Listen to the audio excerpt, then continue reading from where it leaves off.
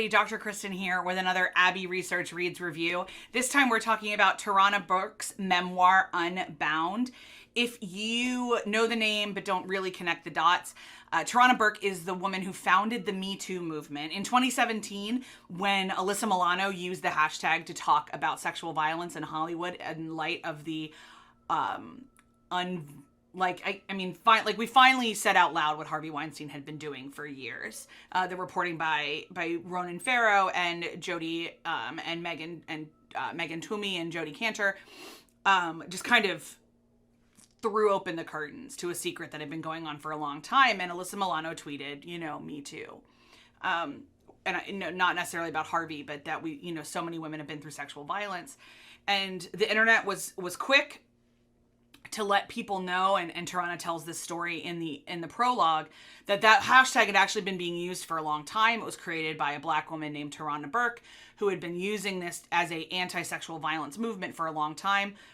Milano and several other actresses, including Rose McGowan, immediately retweeted Tarana's tweet about it and kind of said, no, this is really the person who founded this. And since then, she has received the accolades that she should have for this tireless work that she was doing for a long time before white women co-opted it on Twitter. But she also makes the clear point that sexual violence does not know gender. It is perpetrated by all sorts of people against all sorts of people. The statistics say that predominantly it is perpetrated more by men against women, but that doesn't exclude other categories of humans. It is shaped a little bit differently in every community and every intersection. She's really good in this book about explaining specifically why black women struggle to report sexual violence. And the specificities of that community, especially urban black women, especially poorer black women, all of the various layers and complications of that. I really appreciated that articulation. But this book is her memoir and also the story of the movement, because she's not somebody who can separate those two things. If you are a human who is very versed in the realities of sexual violence, in its tentacles and its ramifications and all of those things, nothing in this book is going to surprise you. It's not an emotionally rough read in that way. But if maybe you're tender around this topic or you're new to this topic, this is a very frank book. I think it's beautifully frank. I think it shows the evolution of activists. It shows how people process their trauma. She processed it in a specific way. And when she interacted with some people, she re-traumatized them unintentionally, but she wasn't in a place to offer healing. And so instead accidentally offered harm. And that happens a lot. She's really, really honest about her different points of her journey.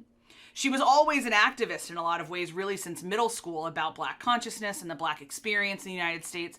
But it wasn't until much later in life that she saw herself as an anti-sexual violence advocate. All in all, it's a book I think everyone should read. Whatever your mileage is with the knowledge around IPV, intimate partner violence and domestic violence and all the other words we use around that, depends on how easy or hard this book is going to be for you to read, but I do believe everyone should read it. She is a complicated, beautiful human who shares all her complications right on the page.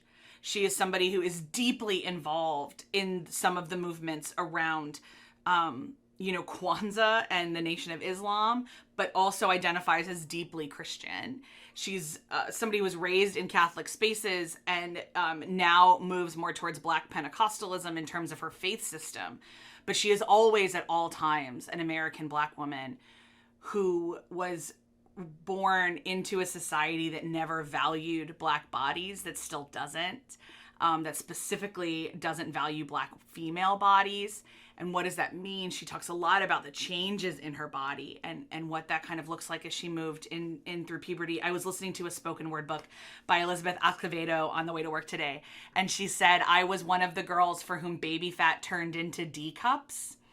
And I think there's a lot of people that have that. Tarana talks about being referred to as ugly. I can't imagine carrying this knowledge that your face is ugly to people. A lot of things have been said about me, but never that. And how she tied being ugly to the fallout of her sexual violence incident, which she's very clear she was raped by a neighborhood man at age 7. And she then, much later in life, in her, I believe, 40s, will have to confront the man again at a neighborhood gathering. She talks about how her mother was both a support system and an abuser at different times emotionally. She talks about the weird relationship that she had with men. She talks about the father of her child.